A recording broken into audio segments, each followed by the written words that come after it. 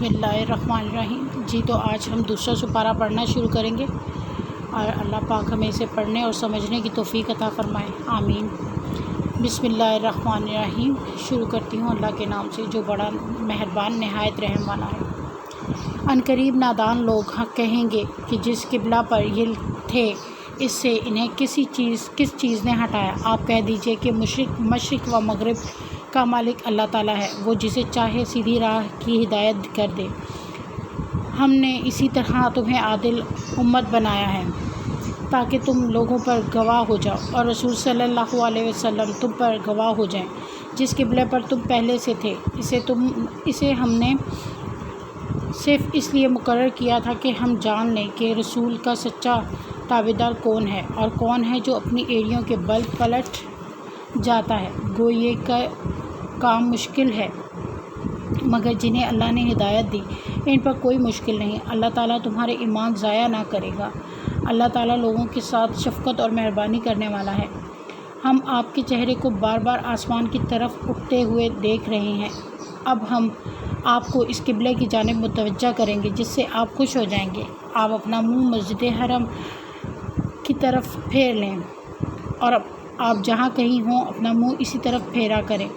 اہل کتاب کو اس بات کے اللہ کی طرف سے برحق ہونے کی قطعی علم ہے اور اللہ تعالیٰ ان اعمال سے غافل نہیں جو یہ کرتے ہیں۔ اور آپ اگرچہ اہل کتاب کو تمام دلیلیں دے دیں لیکن وہ آپ کے قبلے کی پیروی نہیں کریں گے اور نہ آپ ان کے قبلے کو ماننے والے ہیں اور نہ یہ آپس میں ایک دوسرے کے قبلے کو ماننے والے ہیں۔ اور اگر آپ باوجود یہ کہ آپ کے پاس علم آ چکا پھر بھی ان کی خواہشوں کے پیچھے لگ جائیں تو بالیقین آپ بھی ظالموں میں ہو جائیں گے۔ جنہیں ہم نے کتاب دی وہ تو ایسا اسے پہچانتے ہیں جیسے کوئی اپنے بچوں کو پہچانے۔ ان کی ایک جماعت حق کو پہچان کر پھر چھپاتی ہے۔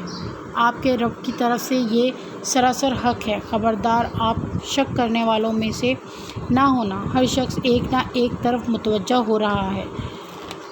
تم نیکیوں کی طرف دوڑوگے اللہ تمہیں لے آئے گا۔ اللہ تعالیٰ ہر چیز پر قادر ہے۔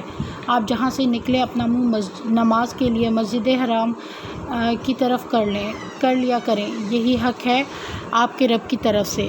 جو کچھ تم کر رہے ہو اس سے اللہ تعالیٰ بے خبر نہیں۔ اور جس جگہ سے آپ نکلے اپنا منہ مسجد حرم کی طرف پھیر لیں اور جہاں کہیں تم اب ہو اپنے چہرے اسی کی طرف کیا کرو تاکہ لوگوں کی کوئی حجت تم پر باقی نہ رہ جائے سوائے ان لوگوں کے جنہوں نے ان میں سے ظلم کیا ہے۔ تم ان سے نہ ڈرو، مجھ سے ہی ڈرو اور تاکہ میں اپنی نعمت تم پر پوری کروں اور اس لیے بھی کہ تم راہ راست پر پاؤ جس طرح ہم نے تمہیں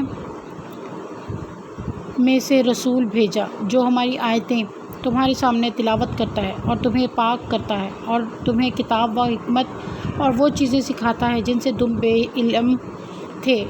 اس لیے تم میرا ذکر کرو، میں بھی تمہیں یاد کروں گا۔ میری شکر گزاری کرو اور ناشکری سے بچو۔ اے ایمان والو، صبر اور نماز کے ذریعے مدد چاہو۔ اللہ تعالیٰ صبر والوں کے ساتھ دیتا ہے۔ اور اللہ تعالیٰ کی راہ کے شہیدوں کو مردہ مت کہو، وہ زندہ ہیں لیکن تم نہیں سمجھتے۔ اور ہم کسی نہ کسی طرح تمہاری آزمائش ضرور کریں گے، دشمن کے ڈر سے، بھوک پیاس سے، جان و مال اور پھلوں کی کمی سے۔ اور ان صبر والوں کو خوشخبری دے دیجیے جنہیں جب کبھی مصیبت آتی ہے تو کہہ دیا کرتے ہیں کہ ہم تو خود اللہ تعالیٰ کی ملکیت ہیں اور ہم اسی کی طرف لوٹنے والے ہیں۔ ان پر ان کے رب کی نوازشیں اور رحمتیں ہیں اور یہی لوگ ہدایت یافتہ ہیں۔ صفا اور مروہ اللہ تعالیٰ کی نشانیوں میں سے ہیں، اس لیے بیت اللہ کا حج و عمرہ کرنے والے پر ان کا طواف کر لینے میں کوئی بھی گناہ نہیں۔ اپنی خوشی سے بھلائی سے کرنے والوں کا اللہ قدردان ہے اور انہیں خوب جاننے والا ہے۔ جو لوگ ہماری اتاری ہوئی دلیلوں اور ہدایت کو چھپاتے ہیں باوجود یہ کہ ہم اسے اپنی کتاب میں لوگوں کے لیے بیان کر چکے ہیں، ان لوگوں پر اللہ کی اور تمام لعنت کرنے والوں کی لعنت ہے۔ مگر وہ لوگ جو توبہ کر لیں اور اصلاح کر لیں اور بیان کر دیں تو میں ان کی توبہ قبول کر لیتا ہوں اور میں توبہ قبول کرنے والا اور کرم کرنے والا ہوں۔ یقیناً جو کفار اپنے کفر میں ہی مر جائیں ان پر اللہ تعالیٰ کی، فرشتوں کی اور تمام لوگوں کی لعنت ہے، جس میں یہ ہمیشہ رہیں گے، نہ ان سے عذاب ہلکا کیا جائے گا اور نہ انہیں ڈھیل دی جائے گی۔ تم سب کا معبود ایک ہی معبود ہے، اس کے سوا کوئی معبود برحق نہیں، وہ بہت رحم کرنے والا اور بڑا مہربان ہے۔ آسمان اور زمین کی پیدائش، رات دن کا ہیر پھیر، کشتیوں کا، لوگوں کے نفع دینے والی چیزوں کو لیے ہوئے سمندروں میں چلنا، آسمان سے پانی اتار کر مردہ زمین کو زندہ کر دینا، اس میں ہر قسم کے جانوروں کو پھیلا دینا، ہواؤں کے رخ بدلنا اور بادل اور جو آسمان اور زمین کے درمیان مسخر ہے، ان میں عقل مندوں کے لیے قدرت الہی کی نشانیاں ہیں۔ بعض لوگ ایسے بھی ہیں جو اللہ کے شریک اوروں کو ٹھہرا کر ان سے ایسی محبت رکھتے ہیں جیسی محبت اللہ سے ہونی چاہیے، اور ایمان والے اللہ کی محبت میں بہت سخت ہوتے ہیں۔ کاش کہ مشرک لوگ جانتے، جبکہ اللہ کا عذاب کو دیکھ کر جان لیں گے کہ تمام طاقت اللہ ہی کو ہے، اور اللہ تعالیٰ سخت عذاب دینے والا تو ہرگز شرک نہ کرتے۔ جس وقت پیشوا لوگ اپنے تابعداروں سے بیزار ہو جائیں گے اور عذاب کو اپنی آنکھوں سے دیکھ لیں گے اور کل رشتے ناطے ٹوٹ جائیں گے، اور تابعدار لوگ کہنے لگیں گے کاش ہم دنیا کی طرف دوبارہ جائیں، ان سے ایسے ہی بیزار ہو جائیں گے جیسے یہ ہم سے ہیں۔ اسی طرح اللہ تعالیٰ انہیں ان کے اعمال دکھائے گا، ان کو حسد دلانے کو یہ ہرگز جہنم میں نہ نکلیں گے۔ لوگوں زمین میں جتنی بھی حلال اور پاکیزہ چیزیں ہیں انہیں کھاؤ پیو اور شیطانی راہ پر نہ چلو، وہ تمہارا کھلا ہوا دشمن ہے، وہ تمہیں صرف برائی اور بے حیائی اور اللہ تعالیٰ پر ان باتوں کے کہنے کا حکم دیتا ہے جن کا تمہیں علم نہیں، اور ان سے بھی جب کبھی کہا جاتا ہے کہ اللہ تعالیٰ کی اتاری ہوئی کتاب کی تابعداری کرو تو جواب دیتے ہیں کہ ہم تو اس طریقے پر کی پیروی کریں گے جس پر ہم نے اپنے باپ دادا کو پایا، گو ان کے باپ دادا بے عقل اور گم کردہ راہ ہوں۔ کفار کی مثال ان جانوروں کی طرح ہے جو اپنے چرواہے کی صرف پکار اور آواز ہی کو سنتے ہیں، سمجھتے نہیں، وہ بہرے، گونگے اور اندھے ہیں، انہیں عقل نہیں۔ اے ایمان والو، جو پاکیزہ چیزیں ہم نے تمہیں دے رکھی ہیں انہیں کھاؤ پیو اور اللہ تعالیٰ کا شکر ادا کرو، اگر تم خالص اسی کی عبادت کرتے ہو۔ تم پر مردہ اور بہا ہوا خون اور سور اور کا گوشت اور ہر وہ چیز جس پر اللہ کے سوا دوسروں کا نام پکارا گیا ہو حرام ہے، پھر جو مجبور ہو جائے اور وہ حد سے بڑھنے والا اور زیادتی کرنے والا نہ ہو، اس پر ان کے کھانے میں کوئی گناہ نہیں، اللہ تعالیٰ بخشش کرنے والا مہربان ہے۔ بے شک جو لوگ اللہ تعالیٰ کی اتاری ہوئی کتاب چھپاتے ہیں اور اسے تھوڑی تھوڑی سی قیمت پر بیچتے ہیں، یقین مانو کہ یہ اپنے پیٹ میں آگ بھر رہے ہیں۔ قیامت کے دن اللہ تعالیٰ ان سے بات بھی نہ کرے گا، نہ انہیں پاک کرے گا، بلکہ ان کے لیے دردناک عذاب ہے۔ یہ وہ لوگ ہیں جنہوں نے گمراہی کو ہدایت کے بدلے میں، عذاب کو مغفرت کے بدلے خرید لیا ہے۔ یہ لوگ آگ کا عذاب کتنا برداشت کرنے والے ہیں۔ ان عذابوں کا باعث یہی ہے کہ اللہ تعالیٰ نے سچی کتاب اتاری اور اس کتاب میں اختلاف کرنے والے یقیناً دور کے خلاف میں ہیں۔ ساری اچھائی مشرق و مغرب کی طرف منہ کرنے میں ہی نہیں، بلکہ حقیقتاً اچھا وہ شخص ہے جو اللہ تعالیٰ پر، قیامت کے دن پر، فرشتوں پر، کتابوں پر اور نبیوں پر ایمان رکھنے والا ہو، جو مال سے محبت کرنے کے باوجود قرابت داروں، یتیموں، مسکینوں، مسافروں اور سوال کرنے والوں کو دے، غلاموں کو آزاد کرے، نماز کی پابندی کرے، زکوٰۃ کی ادائیگی کرے، جب وعدہ کرے تب اسے پورا کرے، تنگ دستی، دکھ، درد اور لڑائی کے وقت صبر کرے، یہی لوگ سچے ہیں اور یہی پرہیزگار ہیں۔ اے ایمان والو، تم پر طولوں کا قصاص لینا فرض کیا گیا ہے، آزاد کے بدلے، غلام کے بدلے، عورت کے بدلے، ہاں کسی کو اس کے بھائی کی طرف سے کچھ معافی دی جائے، اسے بھلائی کی اتباع کرنی چاہیے اور آسانی کے ساتھ دیت ادا کرنی چاہیے، تمہارے رب کی طرف سے یہ تخفیف اور رحمت ہے۔ اس کے بعد بھی جو سرکشی کرے اسے دردناک عذاب ہوگا۔ عقل مندوں، قصاص میں تمہارے لیے زندگی ہے، اس باعث تم قتل ناحق سے رکو گے۔ تم پر فرض کر دیا گیا ہے کہ جب تم میں سے کوئی مرنے لگے اور مال چھوڑ جاتا ہے چھوڑ جاتا ہو تو اپنے ماں باپ اور قرابت داروں کے لیے اچھائی کے ساتھ وصیت کر جائے، پرہیزگاروں پر یہ حق اور ثابت ہے۔ اب جو شخص اسے سننے کے بعد بدل دے، اس کا گناہ بدلنے والے پر ہی ہوگا۔ واقعی اللہ تعالیٰ سننے والا، جاننے والا ہے۔ ہاں، جو شخص وصیت کرنے والے کی جانبداری یا گناہ کی وصیت کر دینے سے ڈرے، پس وہ ان میں آپس میں اصلاح کرا دے تو اس پر گناہ نہیں۔ اللہ بخشنے والا مہربان ہے۔ ایمان والو، تم پر روزے رکھنا فرض کیا گیا جس طرح تم سے پہلے لوگوں پر فرض کیے گئے تھے، تاکہ تم تقوی اختیار کرو۔ گنتی کے چند ہی دن ہیں، لیکن تم میں سے جو شخص بیمار ہو یا سفر میں ہو تو وہ اور دنوں میں گنتی کو پورا کر لے، اور اس کی طاقت رکھنے والے فدیہ میں ایک مسکین کو کھانا کھلا دیں۔ پھر جو شخص نیکی میں سبقت کرے وہ اسی کے لیے بہتر ہے، لیکن تمہارے حق میں بہتر کام روزے رکھنا ہی ہے اگر تم باعلم ہو۔ ماہ رمضان وہ ہے جس میں قرآن اتارا گیا، جو لوگوں کو ہدایت کرنے والا ہے، اور جس میں ہدایت کی اور حق و باطل کی تمیز کی نشانیاں ہیں۔ تم میں سے وہ جو شخص اس مہینے کو پائے اسے روزے رکھنا چاہیے۔ ہاں، جو بیمار ہو یا مسافر ہو اسے دوسرے دنوں میں یہ گنتی پوری کرنی چاہیے۔ اللہ تعالیٰ کا ارادہ تمہارے ساتھ آسانی کا ہے، سختی کا نہیں۔ وہ چاہتا ہے کہ تم گنتی پوری کر لو اور اللہ تعالیٰ کی دی ہوئی ہدایت پر اس کی بڑائیاں بیان کرو اور اس کا شکر کرو۔ جب میرے بندے میرے بارے میں آپ سے سوال کریں تو آپ کہہ دیں کہ میں بہت ہی قریب ہوں، ہر پکارنے والے کی پکار کو جب کبھی وہ پکارے قبول کرتا ہوں۔ اس لیے لوگوں کو بھی چاہیے کہ وہ میری بات مان لیا کریں اور مجھ پر ایمان رکھیں، یہی ان کے بھلائی کا باعث ہے۔ روزے کی راتوں میں اپنی بیویوں سے ملنا تمہارے لیے حلال کیا گیا، وہ تمہارا لباس ہیں اور تم ان کے لباس ہو۔ تمہاری پوشیدہ خیانتوں کا اللہ کو علم ہے، اس نے تمہاری توبہ قبول فرما کر تم سے درگزر فرما لیا۔ اب تمہیں ان سے مباشرت کی اور اللہ تعالیٰ کی لکھی ہوئی چیز کو تلاش کرنے کی اجازت ہے۔ تم کھاتے پیتے رہو یہاں تک کہ صبح کی سفید دھاگا سیاہ دھاگے سے ظاہر ہو جائے، پھر رات تک روزے کو پورا کرو، اور عورتوں سے اس وقت مباشرت نہ کرو جب تم مسجدوں میں اعتکاف میں ہو۔ یہ اللہ تعالیٰ کی حدود ہے، تم ان کے قریب بھی نہ جاؤ۔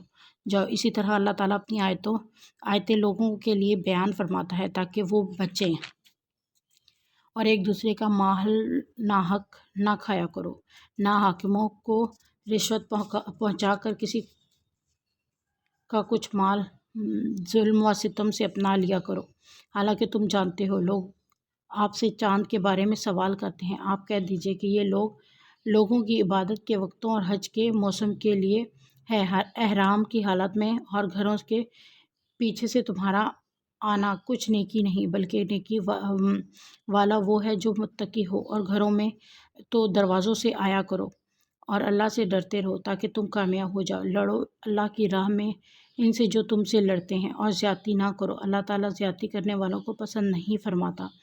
انہیں مارو جہاں پاؤ اور انہیں نکالو جہاں سے انہوں نے تمہیں نکالا، اور سنو فتنہ قتل سے زیادہ سخت ہے، اور مسجد حرام کے پاس ان سے لڑائی نہ کرو جب تک کہ وہ خود تم سے نہ لڑیں۔ اگر یہ تم سے لڑیں تو تم بھی انہیں مارو، کافروں کا بدلہ یہی ہے۔ اگر یہ باز آ جائے تو اللہ تعالیٰ بخشنے والا مہربان ہے۔ ان سے لڑو جب تک کہ فتنہ نہ مٹ جائے اور اللہ تعالیٰ کا دین غالب نہ آ جائے۔ اگر یہ رک جائیں تو تم بھی رک جاؤ، زیادتی کو صرف ظالموں پر ہی ہے۔ حرمت والے مہینوں کے بدلے میں اور حرمتیں عدلے بدلے کی ہیں۔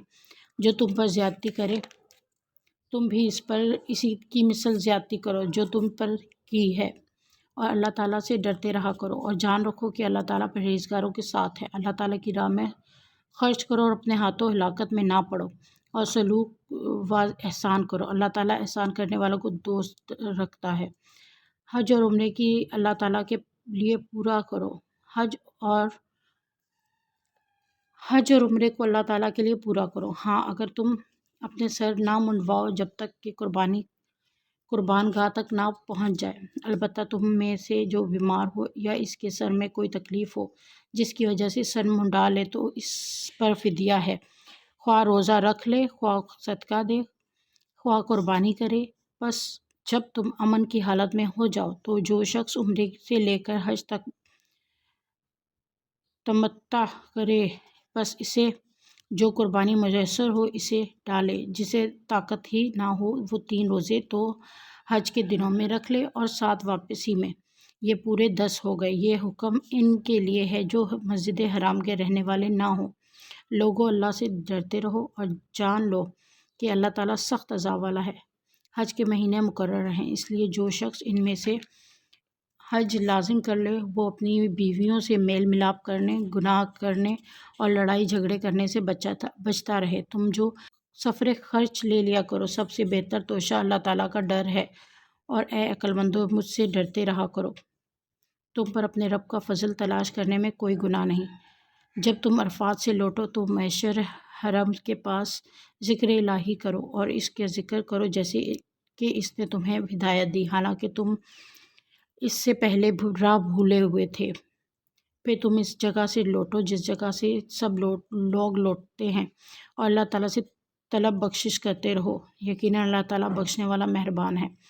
پھر جب تم ارکان حج ادا کر چکو تو اللہ تعالیٰ کا ذکر کرو جس طرح تم اپنے باپ دادا کا ذکر کیا کرتے تھے، بلکہ اس سے بھی زیادہ۔ بعض لوگ وہ بھی ہیں جو کہتے ہیں اے ہمارے رب ہمیں دنیا میں دے، ایسے لوگوں کا آخرت میں کوئی حصہ نہیں۔ اور بعض لوگ وہ ہیں جو کہتے ہیں اے ہمارے رب ہمیں دنیا میں نیکی دے اور آخرت میں بھی بھلائی عطا فرما اور ہمیں عذاب جہنم سے نجات دے۔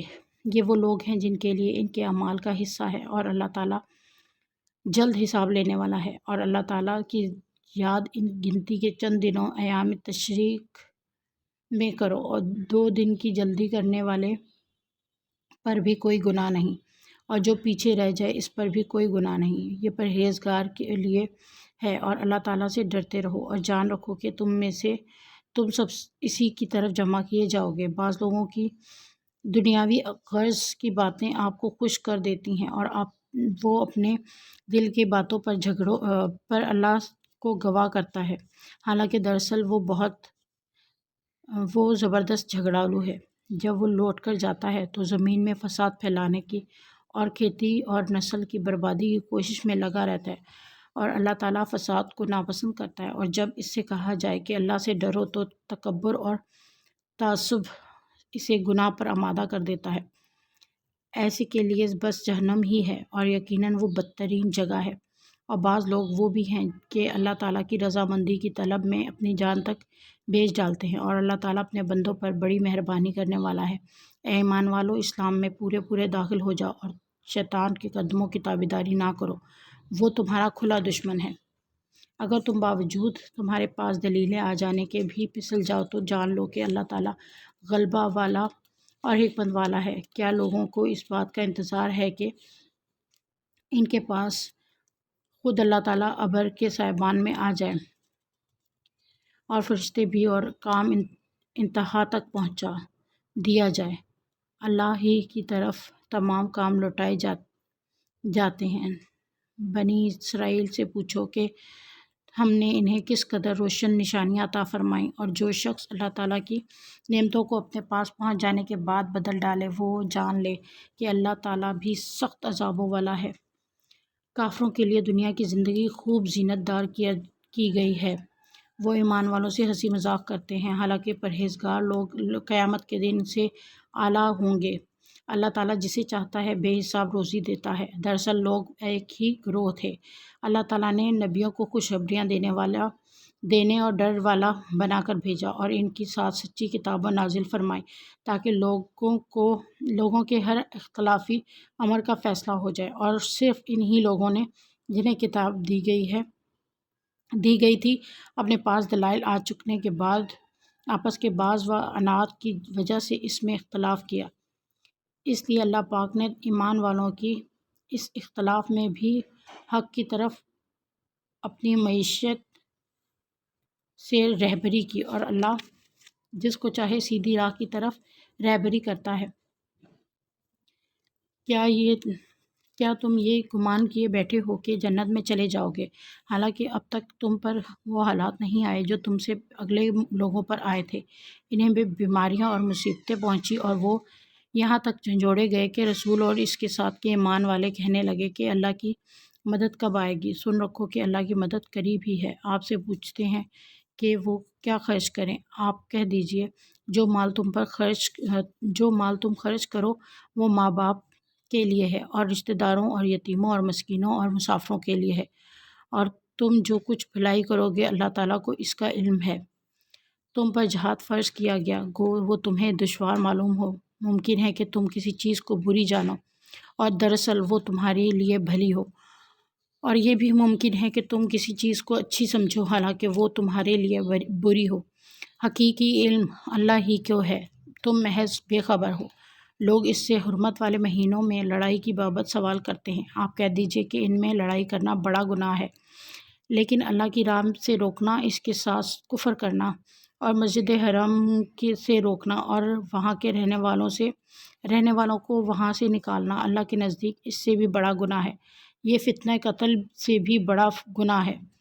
یہ لوگ تم سے لڑائی بھڑائی کرتے رہیں گے یہاں تک کہ اگر ان سے ہو سکے تو تمہیں تمہارے دین سے مرتد کر دیں، اور تم میں سے جو لوگ اپنے دین سے پلٹ جائیں اور اسی کفر کی حالت میں مریں، ان کے اعمال دنیاوی اور اخروی سب غارت ہو جائیں۔ یہ لوگ جہنمی ہوں گے اور ہمیشہ ہمیشہ جہنم میں ہی رہیں گے۔ البتہ ایمان لانے والے، ہجرت کرنے والے، اللہ کی راہ میں جہاد کرنے والے ہی رحمت الہی کے امیدوار ہیں۔ اللہ تعالیٰ بہت بخشنے والا اور بڑا مہربان کرنے والا ہے۔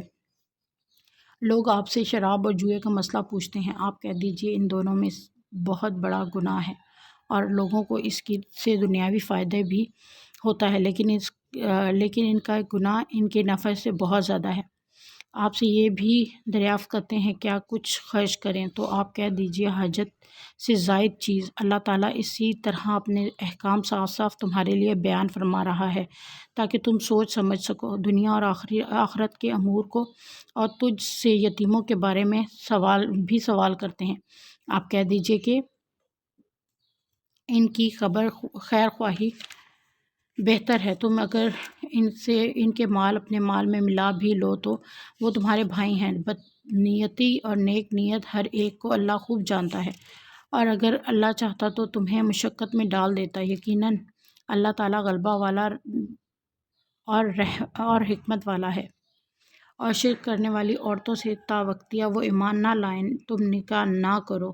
ایمان والی لونڈی بھی شرک کرنے والی آزاد عورت سے بہت بہتر ہے، گو تمہیں مشرکہ ہی اچھی لگتی ہو۔ اور نہ شرک کرنے والے مردوں کے نکاح میں اپنی عورتوں کو دو جب تک کہ وہ ایمان نہ لائیں۔ ایمان والا غلام آزاد مشرک سے بہتر ہے، گو مشرک تمہیں اچھا لگے۔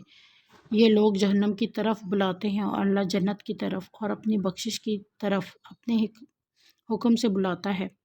وہ اپنی آیتیں لوگوں کے لیے بیان فرما رہا ہے تاکہ وہ نصیحت حاصل کریں۔ آپ سے حیض کے بارے میں سوال کرتے ہیں۔ کہہ دیجئے کہ وہ گندگی ہے، حالت حیض میں عورتوں سے الگ رہو، اور جب تک وہ پاک نہ ہو جائیں ان کے قریب نہ جاؤ۔ ہاں جب وہ پاک ہو جائیں تو ان کے پاس جاؤ جہاں سے اللہ نے تمہیں اجازت دی ہے۔ اللہ توبہ کرنے والوں کو اور پاک رہنے والوں کو پسند فرماتا ہے۔ تمہاری بیویاں تمہاری کھیتیاں ہیں، اپنی کھیتیوں میں جس طرح چاہو آؤ اور اپنے لیے نیک اعمال آگے بھیجو، اور اللہ تعالیٰ سے ڈرتے رہا کرو، اور جان رکھو کہ تم اس سے ملنے والے ہو۔ اور ایمان والوں کو خوشخبری سنا دیجئے، اور اللہ تعالیٰ کو اپنی قسموں کا اس طرح نشانہ نہ بناؤ کہ بھلائی اور پرہیزگاری اور لوگوں کے درمیان کی اصلاح کو چھوڑ بیٹھو، اور اللہ تعالیٰ سننے والا جاننے والا ہے۔ اللہ تعالیٰ تمہیں تمہاری ان قسموں پر نہ پکڑے گا جو پختہ نہ ہو، ہاں اس کی پکڑ اس چیز پر ہے جو تمہارے دلوں کا فعل ہو۔ اللہ تعالیٰ بخشنے والا اور بردبار ہے۔ جو لوگ اپنی بیویوں سے تعلق نہ رکھنے کی قسمیں کھائیں ان کے لیے 4 مہینے کی مدت ہے، پھر اگر وہ لوٹ آئیں تو اللہ تعالیٰ بھی بخشنے والا مہربان ہے۔ اور اگر طلاق کا ہی قصد کر لیں تو اللہ تعالیٰ سننے والا جاننے والا ہے۔ طلاق والی عورتیں اپنے آپ کو 3 حیض تک روک کے رکھیں، انہیں حلال نہیں کہ اللہ نے ان کے رحم میں جو پیدا کیا ہو اسے چھپائیں، اگر انہیں اللہ تعالیٰ پر اور قیامت کے دن پر ایمان ہو۔ ان کے خاوند اس مدت میں انہیں لوٹا لینے کے پورے حقدار ہیں اگر ان کا ارادہ اصلاح کا ہو، اور عورتوں کے بھی ویسے ہی حق ہیں جیسے ان پر مردوں کے ہیں، اچھائی کے ساتھ۔ ہاں مردوں کو عورتوں پر فضیلت ہے، اور اللہ تعالیٰ غالب ہے، حکمت والا۔ یہ طلاقیں 2 مرتبہ ہیں، پھر یا تو اچھائی سے روکنا یا عمدگی کے ساتھ چھوڑ دینا، اور تمہیں حلال نہیں کہ تم نے انہیں جو دیا اس میں سے کچھ بھی لو۔ ہاں، یہ اور بات ہے کہ دونوں کو اللہ کی حدیں قائم نہ رکھ سکنے کا خوف ہو، اس لیے اگر تمہیں ڈر ہو کہ یہ دونوں اللہ کی حدیں قائم نہ رکھ سکیں گے تو عورت رہائی پانے کے لیے کچھ دے ڈالے، اس میں دونوں پر گناہ نہیں، یہ اللہ کی حدود ہیں،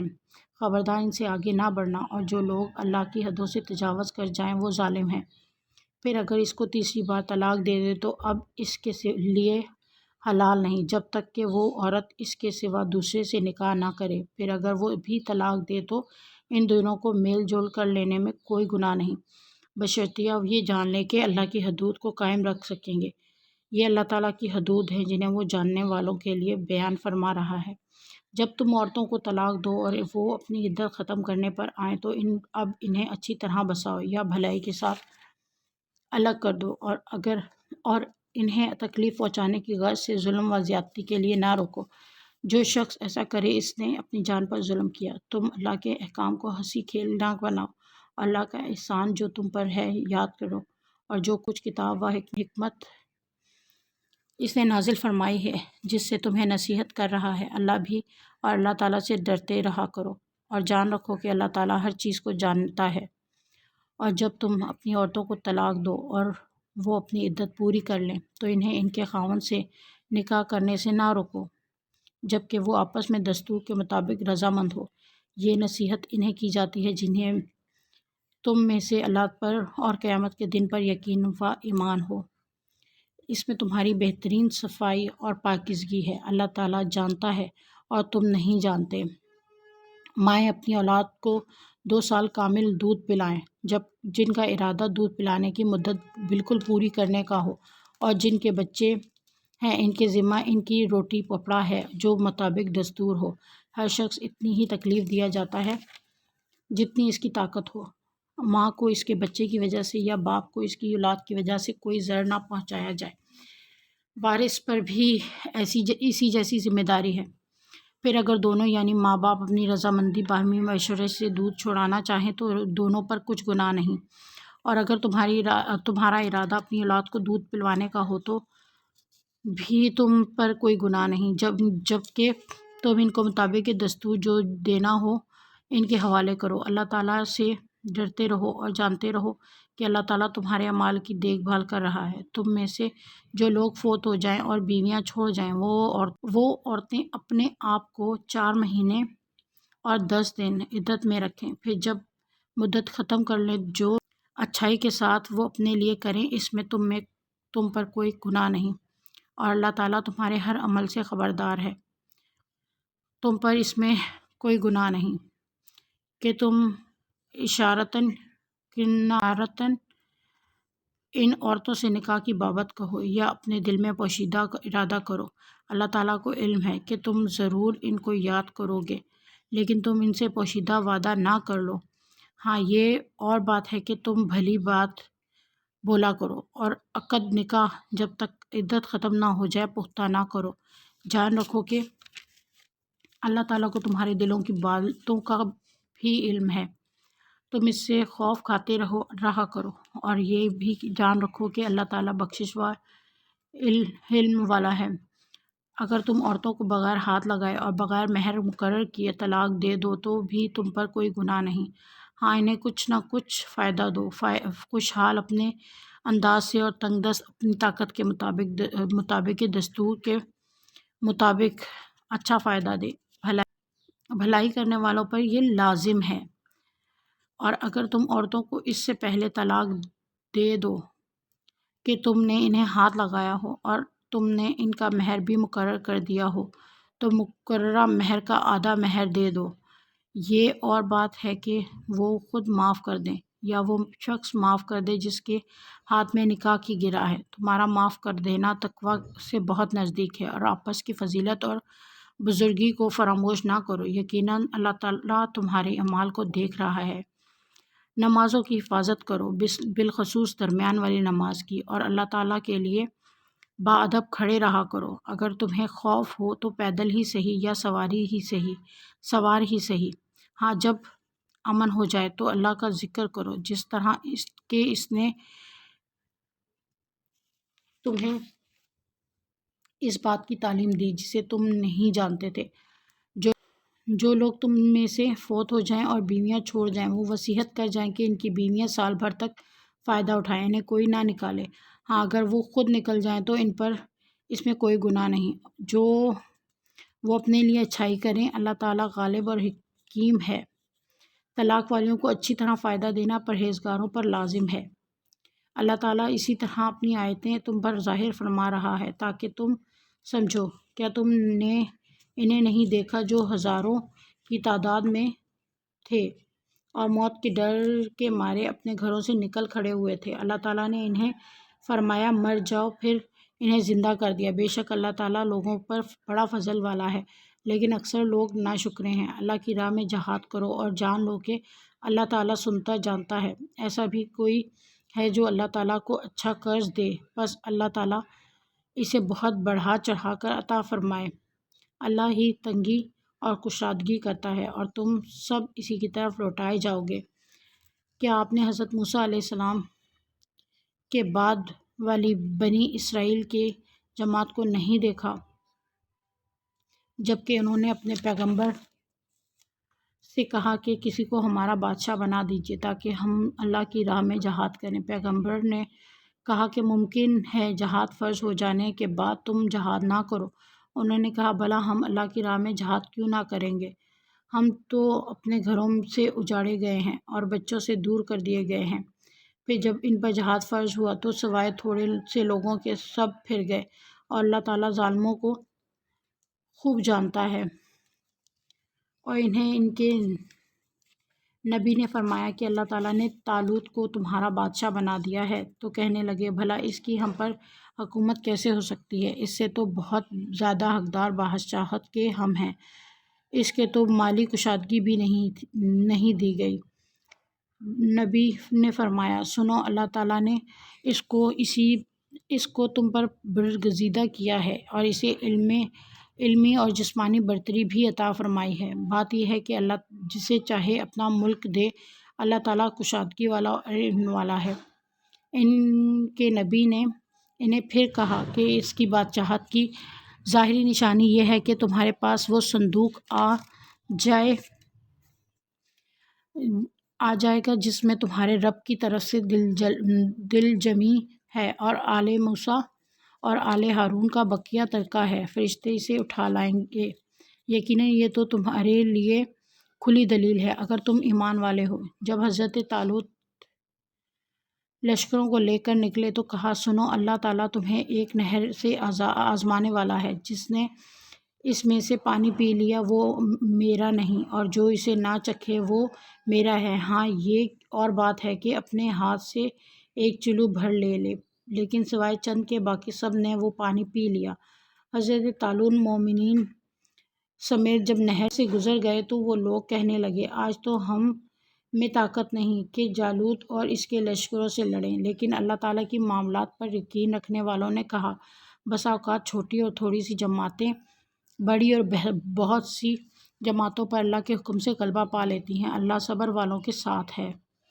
جب ان کا جالوت اور اس کی لشکر سے مقابلہ ہوا تو انہوں نے دعا مانگی کہ اے پروردگار ہمیں صبر دے، ثابت قدمی دے اور قوم کفار پر ہماری مدد فرما۔ چنانچہ اللہ تعالیٰ کے حکم سے انہوں نے جالوتیوں کو شکست دے دی اور حضرت داؤد علیہ السلام کے ہاتھوں جالوت قتل ہوا، اور اللہ تعالیٰ نے داؤد علیہ السلام کو مملکت و حکمت اور جتنا کچھ چاہا علم بھی عطا فرمایا۔